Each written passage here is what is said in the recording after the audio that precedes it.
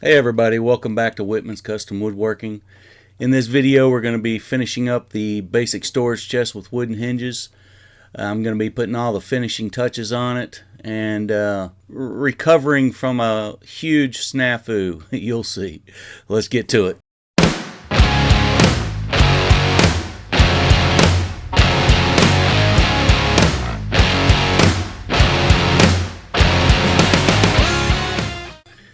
Okay, so to catch you up on what's going on, the original plan for the outside finish of this thing was a textured finish, meaning I was going to take a wire wheel and eat away some of the soft material and texturize the outside of it, make it look kind of weathered. We decided against that. Some of the test pieces I did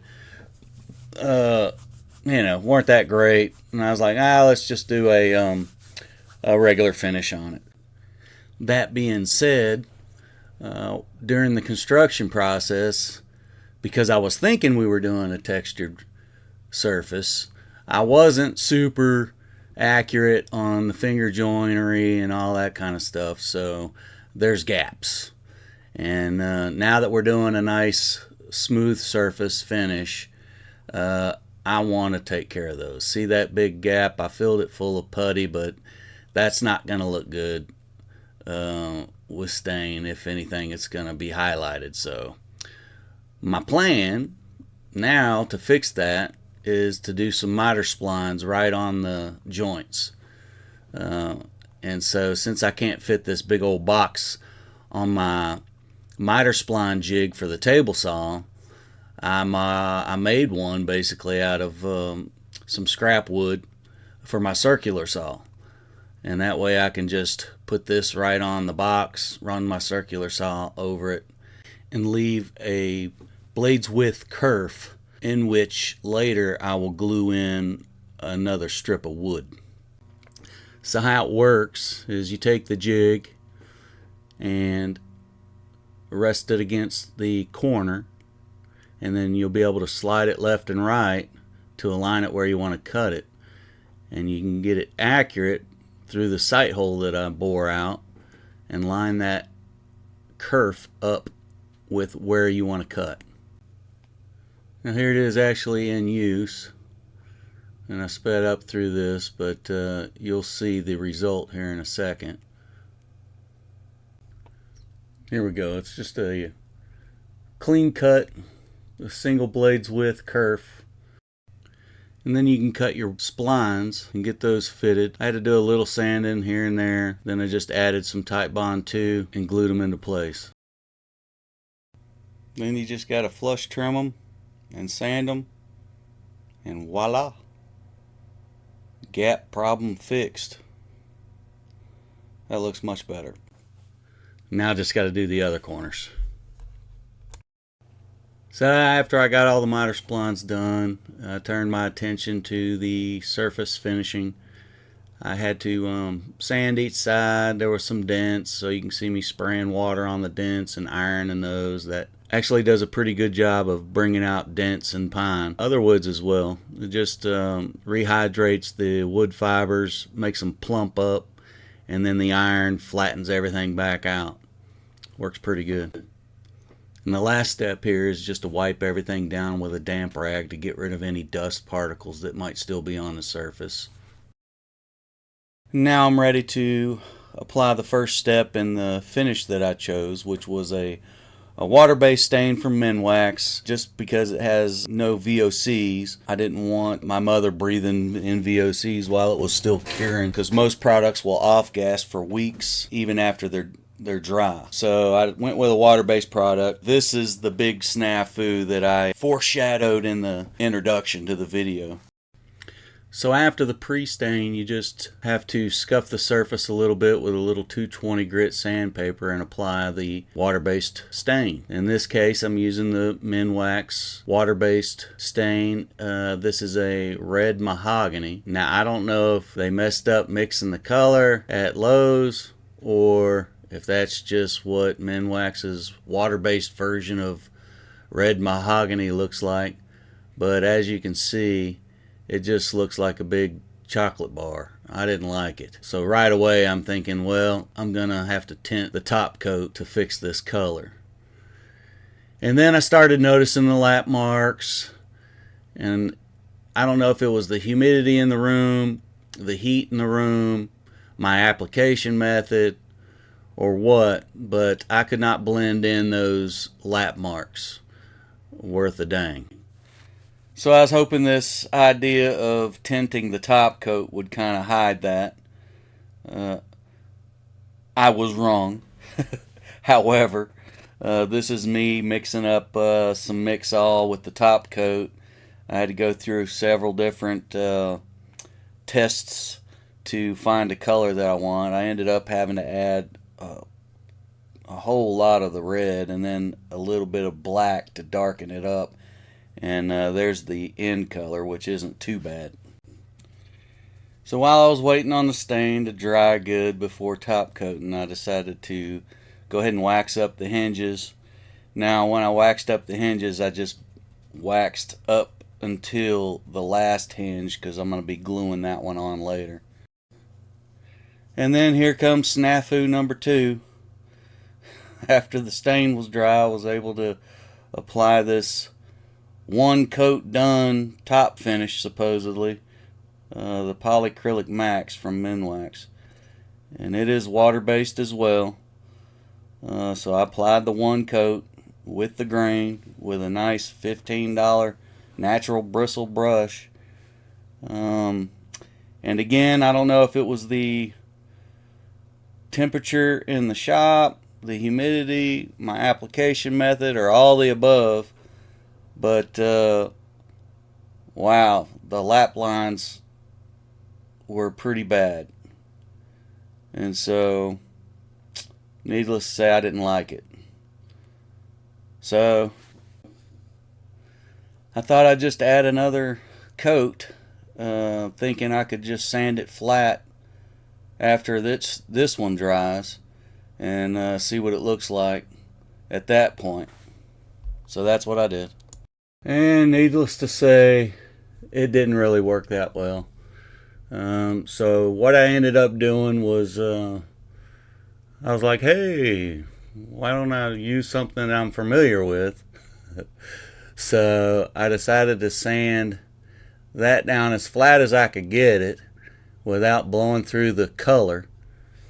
And then I put some de-wax shellac on there, which is basically a seal coat called Seal Coat from Zinsser. What it does is it provides a medium that will stick to anything and anything will stick to it. When you're wanting to use oil-based products and water-based products, you want to have a layer of seal coat in between them, or otherwise they won't stick. So that's what I did. I put a little seal coat on it, sanded that nice and flat, and then I said, screw the polyacrylic, I'm just going to spray it with some lacquer.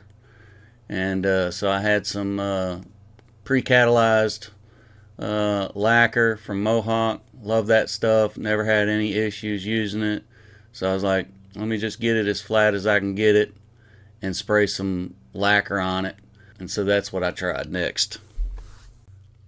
And when I got to the box, I had to protect the interior since I already finished that with shellac. So I just took a piece of cardboard and cut some corners out of it and wedged it down in there and taped it. And then did the whole lacquer thing on the outside of the box. But it ended up not looking too bad when I was done. I wasn't too happy with the finish or the color and stuff, and there was some glue spots that didn't get stained very well and just some imperfections around. And then on the box, I guess I put the poly on a little too thick, which created some sagging, and on the sags and drip marks and stuff on the bottom, you can see kind of on that corner foot, it consolidated enough to where you could see it looking pink. Yeah, you can't really, I kind of blew past that, but anyways, so I wasn't super happy, but I decided to just let it cure overnight and look at it the next day, and I found this. Yep, that's alligatoring. I didn't let the polyacrylic dry long enough or cure long enough, and it cures at a different rate than the lacquer does. So as it was shrinking, or as the lacquer was shrinking, I guess on top of that, or vice versa, they were just drying at different rates, so they cracked. Now I thought after the fact that maybe that could be a cool feature where you could just fill the cracks with some kind of a black wood grain filler, which might have made this look really cool, but it wasn't the look we were going for. So I decided at this point to just start over. Break out the power tools. So I wanted to just take this thing back down to bare wood, so I started with a big old belt sander, but once again that water-based polyacrylic was just biting me in the ass, and it just gummed up the sander so bad I couldn't use it. So I didn't even have an electric hand planer, so I went and bought one just to get this crap off of this box. And so that's what I did, and it worked well.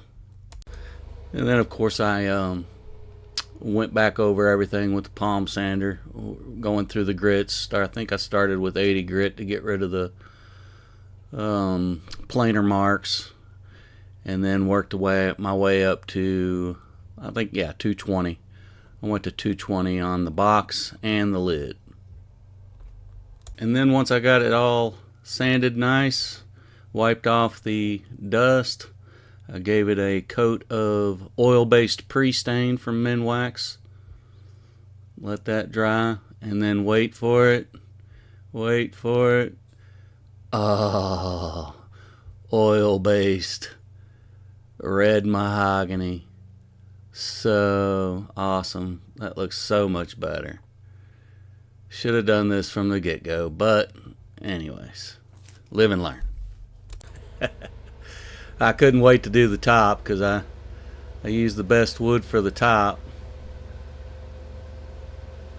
And so I went through the whole process of stripping, sanding, pre-stain, stain, and it all turned out pretty good.